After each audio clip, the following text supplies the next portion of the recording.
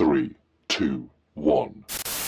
His most famous quote for all of this was sports and politics should not mix. And ideally, I agree. Sports and politics should not mix. But they do. They really do. हाल ही में India की champions trophy victory देख लो. The host for Pakistan, but India was playing all its matches in Dubai. That was because sports and politics mixed.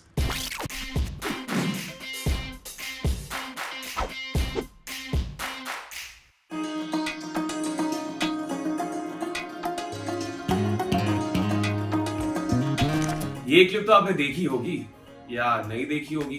Depends on how old or young you are, I suppose. But this is from the 1992 Barcelona Olympics. Senor Antonio Rebelo है इनका नाम, and he was selected out of 200 participants that tried out as archers for this particular opening ceremony. Interestingly enough, he didn't take part in the Olympics. He's a 3-time Para-Olympics medalist.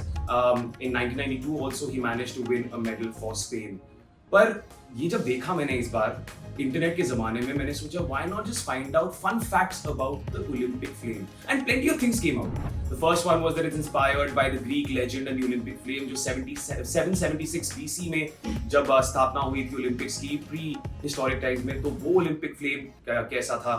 फिर the fact that even now when the Olympic flame is lit, it is lit in the temple of Hera at first in Olympia, and from there it goes all over the world. Then also about the fact that, you know, it's survived multiple temperatures, the hottest temperature it's been at, the coldest temperature it's been at. But then there was one particular fun fact that popped out. And how? क्योंकि पहली बार जब Olympic flame की relay हुई थी, जब वो temple of Hera से गई थी कहीं, वो गई थी जर्मनी 1936 में. The first ever Olympic flame torch relay was in Hitler's Germany. जी हाँ, Hitler's Germany. 3,331 runners were used for this exercise, and it was filmed by Hitler's chief propagandist Joseph Goebbels and his team as well, because they wanted to broadcast it to the world. Now it's important to note, very important to note, that when the bid was won by Germany for the Olympics, that time Hitler was not in power. 1931 में bid जीते थे. Weimar Republic was in power at that point, and Hitler came into power in 1933 when the Nationalist Socialist Party of his took rise. The Weimar Republic was falling down because obviously Germany में उस समय एक economic crisis चल रहा था, जैसे पूरी दुनिया में एक economic crisis चल रहा था. The Great Recession of 1929 had affected a lot of economies across the world, including Germany, and that's why the Weimar Republic was falling. Hitler came into power in 1933. The first ever concentration camp that he placed was also in 1933 in Dachau in Germany. Obviously, that was in the outskirts, not ever in the cities itself. हमेशा बाहर, no? Because ignorance is bliss वाला situation होता है. So when the bid was done and when the Olympics was now everyone knows that the Olympics is taking place in Germany. There were obviously protests across the world. There were protests held in the UK. There were protests held in the Netherlands. There were protests held in the USA. इतने protests थे that Spain decided that it's going to create its own parallel Olympics called the People's Olympiad. And that was about to take place, but was cancelled one day prior because the Spanish Civil War broke out. The USA was obviously the biggest propagator at this point because वो powerhouse बन चुकी थी, and everyone was looking towards the USA for any direction as to what to do.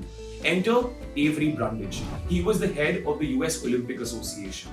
Now Avery Brundage actually went to Germany as well and met Hitler. They organized events for him where he met Jewish servers, he met Jewish workers. He was even promised that Germany would have certain Jewish representation in its Olympic teams as well.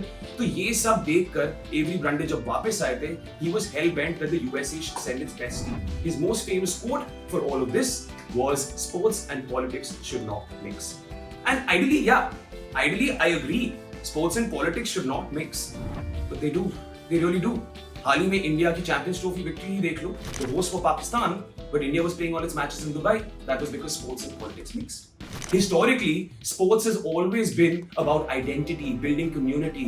Whether you're a Mohan Bagan Supergiant fan or a Delhi Capitals fan, it's because of the team where you're from, your nationality, your sense of community, your sense of bond. It all develops through sport. And that is why the notion of sports washing has existed throughout the years.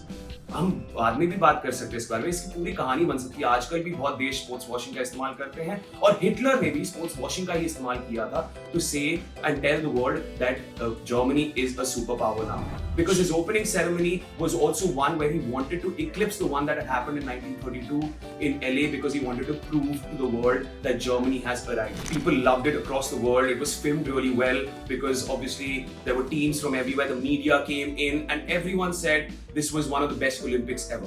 But obviously there were undercurrents as well because of the Nazi philosophy of Aryan supremacy. And वो चला जा रहा था. But there were a few people that stood against it in their own way. Enter Jesse Owens, a black man, an African American from the USA, entering his first ever Olympics. In a world where people are talking about Aryan supremacy, which means, by the way, not only against the Jewish people, but every other race in the world is also below the Aryans. That's what the Nazi supremacy propagates. So Jesse Owens then ends up winning the 100-meter gold, the 200-meter gold, the 4 into 100-meter relay, where he was not supposed to participate but then participated last minute, and the men's long jump. Hitler was so offended by this entire situation that he refused to shake Jesse Owens' hand. By the way, USA भी दूध की धुली नहीं थी क्योंकि इस जमाने में उधर भी racial segregation चलती थी. So much so that when Jesse Owens went back, Franklin D. Roosevelt also did not meet him and congratulate him. Franklin D. Roosevelt was the president of the United States at that point. But Jesse Owens wasn't the only one that debunked the Aryan supremacy theory. There was one man, or should we say 11 men, from India who managed to do the same. Because the Indian hockey team led by Major Dhyan Chand also shocked the world. शुरुआत करते हैं उस final से जो India versus Germany था. Major Dhyan Chand in front of Hitler scored a hat trick and India won 8-1. Overall in that entire tournament, Dhyan Chand scored 13 goals in 5 matches. Hitler was so impressed by his performance. ये थोड़ा उल्टा हो गया. Jesse Owens के साथ ऐसा नहीं किया था. But Hitler was so impressed by Major Dhyan Chand's performance that he actually offered him citizenship, offered him a post in the German army, and at the same time asked him to play hockey permanently for Germany. Dhyan Chand said, nah. Bas, he wanted to play for India. That's the end of the story. Bye.